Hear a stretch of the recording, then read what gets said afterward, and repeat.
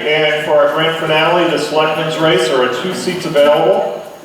And our candidates are David Perry, James Murray, and Tony Olivera.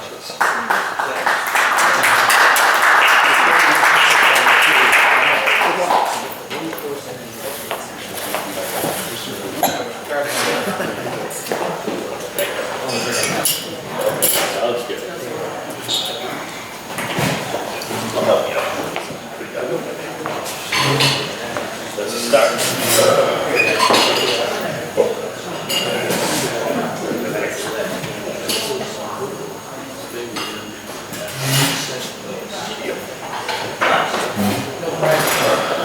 Okay.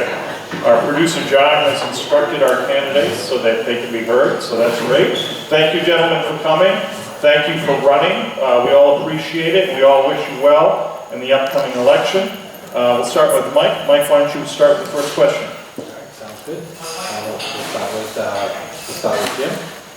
Basically, same question that everybody got to start. So, why do you want to run for selectman, and what do you hope to accomplish as a member of the Board of Selectmen? Well, I think some of the previous candidates have sort of touched upon it. We've got aging infrastructure. We've got buildings that are at the end of their usefulness. In fact, they're past the end of their usefulness. And there's a rumor afoot that we may have a new municipal complex sometime in the near future. I'm an engineer by training and by education. And one of the things that I do is partly oversee construction projects, plan for the future, do capital planning, that sort of thing. And I think I can bring those talents to the table as a selectman and make sure that, for instance, in the case of the municipal complex, that we have a quality build and that the building will meet our needs well into the future. One of the things I think the town has been lacking a little bit in the past is facilities management. We build new buildings and then we don't necessarily maintain them properly. And that's a critical component of maintaining cost-effective buildings. We need to actually do better maintenance. We need to maintain facilities in a timely fashion before they start to fall down. And one of the things I'm looking towards doing is working more closely with the town departments to ensure that they do that maintenance. So my engineering skills will definitely come in handy and complement the talents of the existing Board of Selectmen. We've got a number of businessmen people, or business people I should say. We've got people who are skilled in construction, agriculture, and I think the engineering would complement the existing board very nicely. Okay. Mr. Perry, same question. Why do you want to run for selectman? What do you hope to accomplish as a member? First of all, nobody said I wanted to run, but I Forced to run? yeah, no, not really. I do enjoy it, and I'm gonna admit that the other day Skip met me outside town hall. He says, "Dave, are you having fun yet?" He says, you know, why are you doing this? And I summed it up, and Skip will attest to this. I says, it's like a hot sauce. Sometimes it hurts, it's excruciating, but you keep going back for more. And there's something gratifying about it. In the 3 years I've been on, we've accomplished a lot, and I'm going to give a lot of credit to the selectmen I work with. They're a great group. Everybody works well together. We all have our expertise. I was the new guy. I've gone through the learning curve. We've accomplished a lot. The bad days, if you want to call them, are behind us. I was very fortunate that most of that mess was cleaned up before I got there. And so it was pretty easy for me. And I don't know if you know how the Board of Selectmen operates, but we operate as a group. We have our discussions. We really don't argue too much. But we each have our areas of expertise, because we're all professional at something we do. And so they figured, like the past 2 chairmans gave me the COA. What could possibly go wrong at the COA? And this is the gift that keeps on giving. But Since I've been working there, and this is not credit to me, it's credit to everybody, we have got a freezer that works now. It is full of food, I can't hold anymore. We have a refrigerator that works. We just put a brand new $50,000 generator online the other day, so that building will work 24/7. And after 20 years, we finally have a brand new heating system. And chances are the fuel alone will save in fuel, will pay for that heating system. We've worked hard to work with the Women's Development Corporation on the Old Man One School for affordable housing. That's coming down the pike. We have a number of solar projects, which we have pilot programs on that generate revenue for the town. Another department they gave me to help run was the highway department. That's another issue. That's worked very well, but we've also acquired 3 trucks at a cost of $500,000. But we were able to do this. So we're constantly going forward with projects, we're improving things.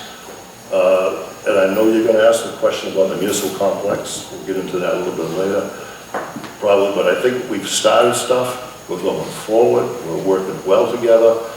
And I'm in it because I want to continue to work with them. Thank you. Mr. Oliver, same question.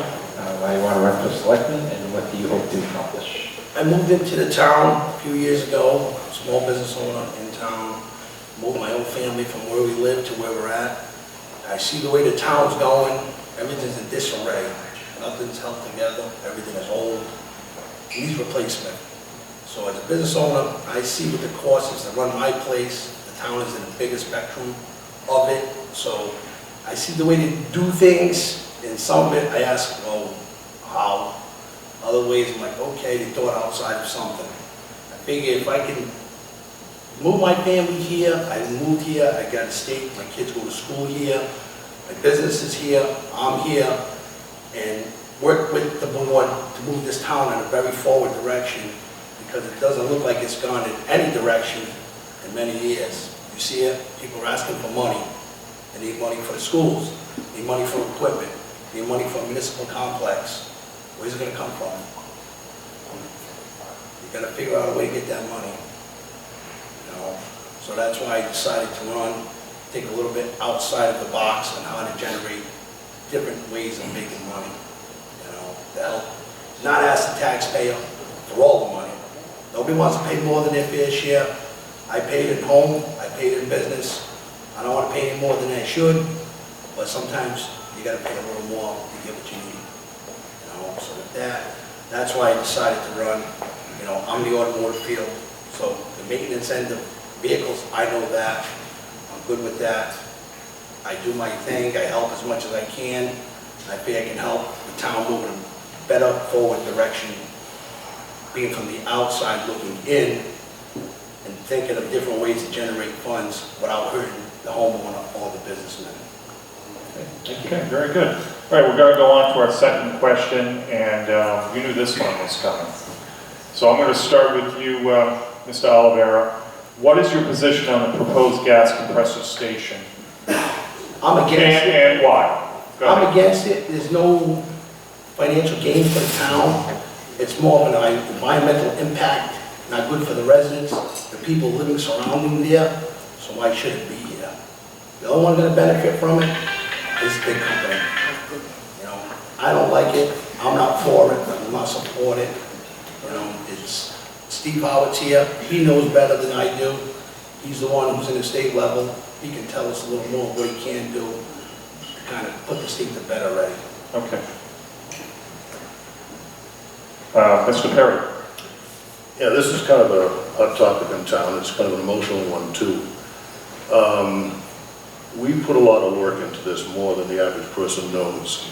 We've had a couple of public meetings on it, and we arranged another one with Spectra, which wasn't required, but they bowed out at the last minute.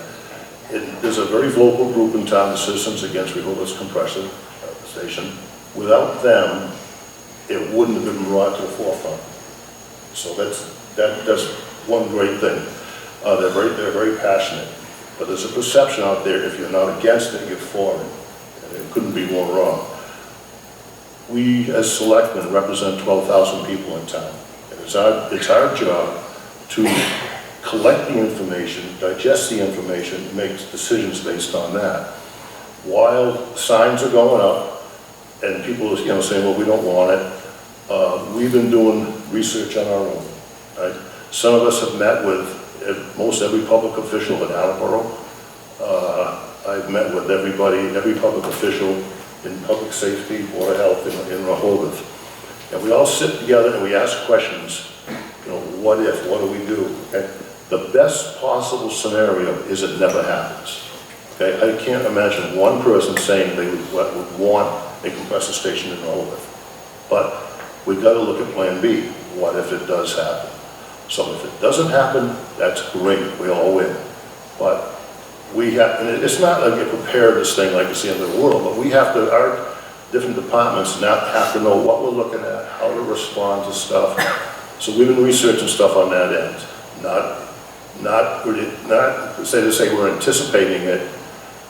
I'm not for it, but I have to look at it as a public official, what if it does happen? We have to ask the right questions, and that's what we've been doing. Okay, thank you.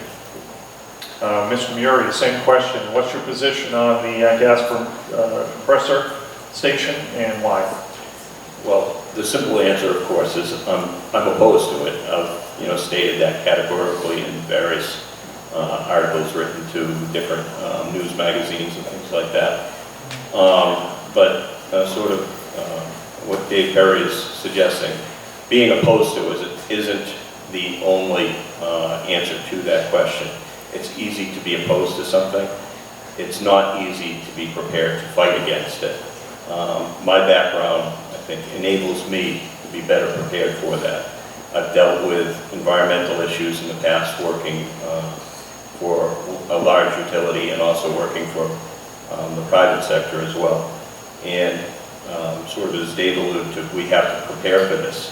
We have to know what our options are. We need to know what weapons we have in our arsenal so that we can fight it. And if, God forbid, it comes to pass that we have to live with it, we have to know what we can do to mitigate against the worst of it. The risks associated with pollutants and exposure to local residents, the noise factor, all of the issues associated with it. It's not enough just to say no. We have to fight it, and then we have to be prepared for the worst case scenario if it actually comes to pass. So that's my stance. Okay, thank you. Thank you. Mike? We'll move to our next question. We'll start with, somehow Mr. Perry knew this was on our agenda, so we'll start with him, and we'll do an internal RBA investigation afterwards, find out how this leaks. So Mr. Perry, do you support the proposed town hall / public safety project that's currently presented? And if so, why? And if not, what would you change? This is probably the easiest decision I'm ever going to make. Working with the people in town hall, the building is well beyond its expiration date. It is beyond an embarrassment. It is physically alien. I mean, Jim mentioned having a facilities manager. I don't know why we need that, because 2 months ago, Skip and I were up on the roof with Jerry Schwall holding the ladder, looking for the leaks for the fall. And this is what it comes down to, is that we are just chasing leaks and problems, and we don't have a top hall. We just have a shell that people work inside. Okay. The police station is a disaster, and the fire department is too. We just had a leak in there last week during the snowstorm. The water came into the emergency room, and I think the bill is somewhere around $12,000 for the water damage. Right? We have the vault. It cost us, I think, $8,000 to get the mold off the books from the water that came in there. The snakes aren't a problem now because they're hibernating. But you have to have a facility to operate out of, and also the people of the town have to have a facility to go to conduct business. Right? And we're trying to make it convenient for everybody. And it's not a matter of if, or when, it probably is when, and when is right now. Because if we don't build one right now, if it's in 5 years, or 3 years, or 10 years, okay, the cost is going to keep escalating. All right, and we could have had, paper. It's never going to be cheaper than it is today. The argument of whether we need a new town hall or a municipal center, I don't think that is up for discussion.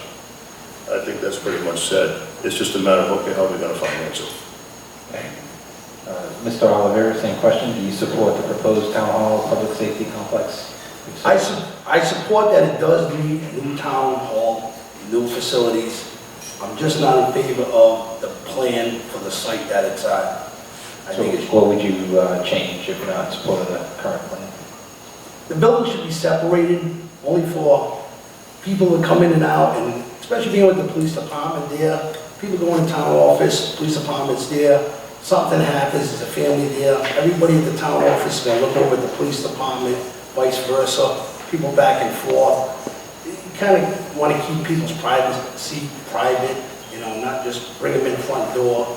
If you gotta go make a complaint or something and people are over next door at the town office, should be a little separated, I know there's not much room in the front and side, we're sitting on 10 acres, The other side of it is, I think they should have found a spot with natural gas versus running this building on propane or oil to heat it, because that cost is gonna be for the life of it.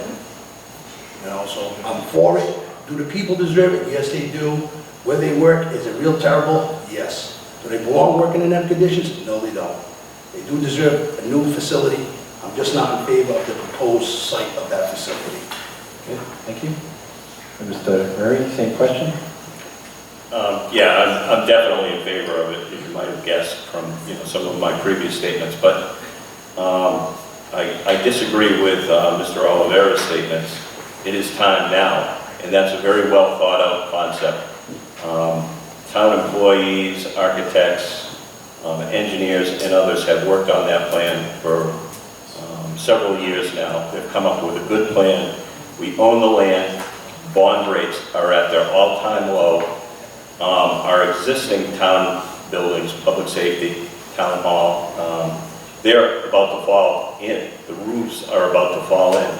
And if we wait 2 years, 5 years, whatever, to get that perfect plan that everybody thinks is gonna, come down from heaven, we are gonna have a catastrophic failure of those buildings.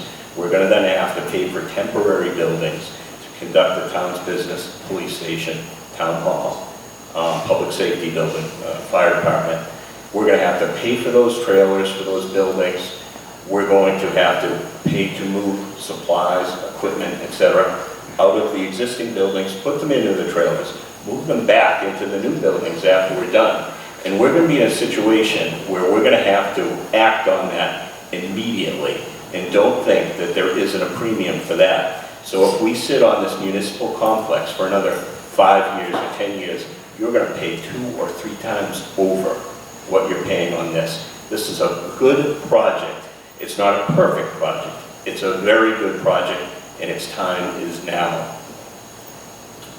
I just have a follow-up, Dave. I'll ask you first. I happen to be on a building committee in another town, and I won't even get into that, but a little bit more involved. But one of the things we've looked at on my committee is the lifespan of the proposed project. And you want to look at a 50-year lifespan, ideally, if you can. I don't know if you get that out of this project. Hopefully you do. But is there any thought, for instance, on the fire department? I mean, we're a part-time volunteer force for the most part in this town. Do you think 20 years from now that's going to be the case? And if not, is there accommodation or is there an ability to add on to this building to accommodate that full-time force? Well, I guess it's our job to project 20 years in the future. I can see our fire department being a little larger in 20 years, maybe a couple of full-time employees. There is room here for expansion. Okay. There is room for expansion within the building itself, for offices and whatnot, so we're not necessarily pushing out walls. On the 10 acres, if you drive back there, it's only a couple acres is opened up right now. There is a lot of land back there. even if there was another outbuilding. Remember too, we have 2 other fire stations too. So there's room within the site to expand. Okay. Any other comments from any of the others about looking into the future? I mean, we want this to last for a while, I would think, right? Yeah, go ahead. You need it to last for the future, but you see the plans that are there now, nobody knows if it's buildable in the back. Has anybody gone down there and done a perk? How do you know what's back there? Nobody knows till you go down there and do it. You know, is it overdue for the townspeople? Yes, it is. Do they deserve better working conditions? Of course they do. Nobody should go to work with a leaky roof and faulty equipment. Okay. They need the equipment. All right. Mr. Murray? Yeah. Dad? Most of those details have been vetted, and the site is indeed suitable for building.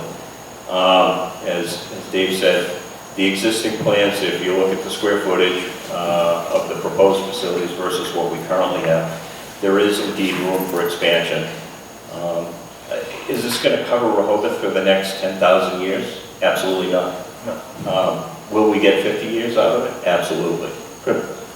And to follow up on Jim's, I think 50 years, we've been throwing that number around.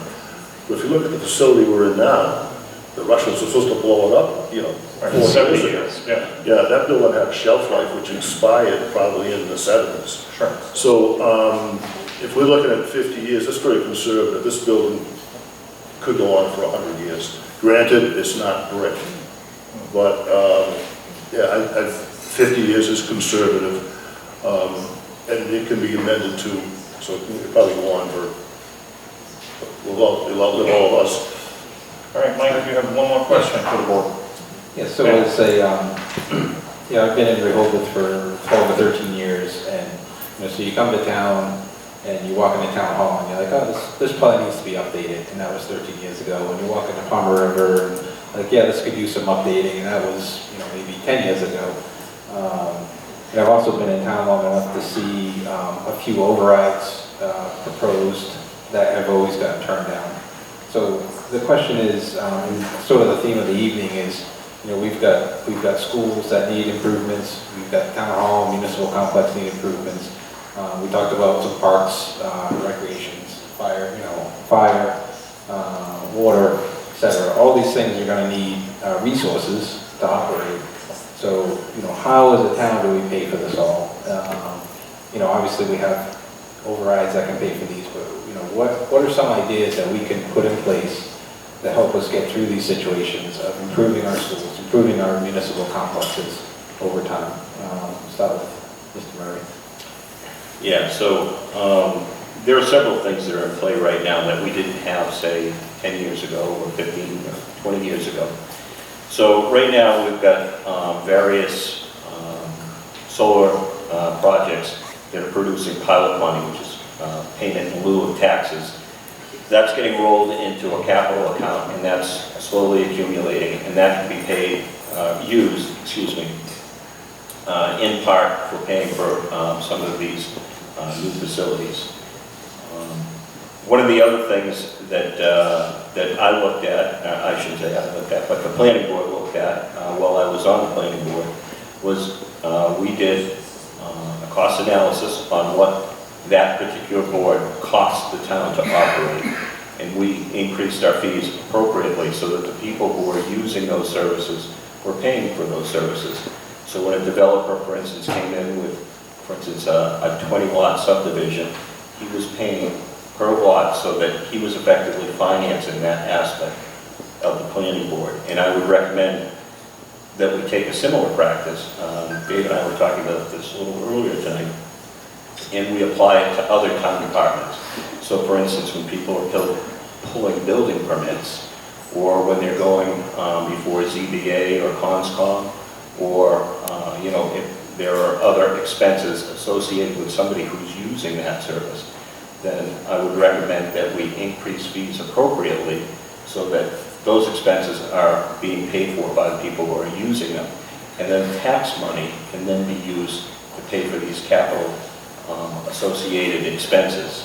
So that's another, what I would consider to be untapped source of revenue that the town can explore. for the just owner, so how do we pay for all these? I agree with Jim Urey there. The way to do it is you gotta look at your fee structure, see where it's at and where you can go with it. You know, compare it to local. Everybody always compares the surrounding areas, see what their fees are compared to your fees, and adjust them as appropriate as possible. You don't wanna hurt the person, but at the same time, you wanna be in a general ballpark also. Well, we're kind of stuck in a quandary here, is that we can only raise our taxes 2.5% per year. And when we give people 3% raises, you know what happens there. So, but we have other revenues from registrations and excise tax, and some fees that do offset that, so it keeps us just ahead. You know, it was brought to my attention that Rehoboth, if not the only, is one of the very few towns in Massachusetts that has no debt. We don't owe anybody anything. We have one payment left on the COA, and that's it. So financially, we're in a good position there. Unfortunately, we have a tax rate that's around 12, 15, 1,000, and we have literally no industry. And our industry is taxed, our commercial property, industrial property, is taxed the same as residential. And we have very little hope of getting any big industry in this town because of wells and septic systems. So there's restrictions right there. So our only additional income are our pilot programs, solar farms, the N1 school. This can offset some of the expenditures, but it can't pay for it. So the only way for that we can see for a major expansion is with a debt override or exclusion like we're gonna propose. God, if there was ways out there to find more money, we would. Jim's right. I think the fees should be in line with what it costs, just like a business, what it costs to operate that department. Right? We're not in a profit-making business, but if the fees cover the operating cost of that department, then the money we're spending to operate that department could be defrayed from somewhere else. Thank you. I think that's all we have for tonight. We're going to try to finish up, right on 8 o'clock. I want to thank you all for coming tonight and thank the Board of Selectmen candidates. We wish you all the best of luck. April 3rd. Okay, thank you, Madam Clerk. Thank you all for coming.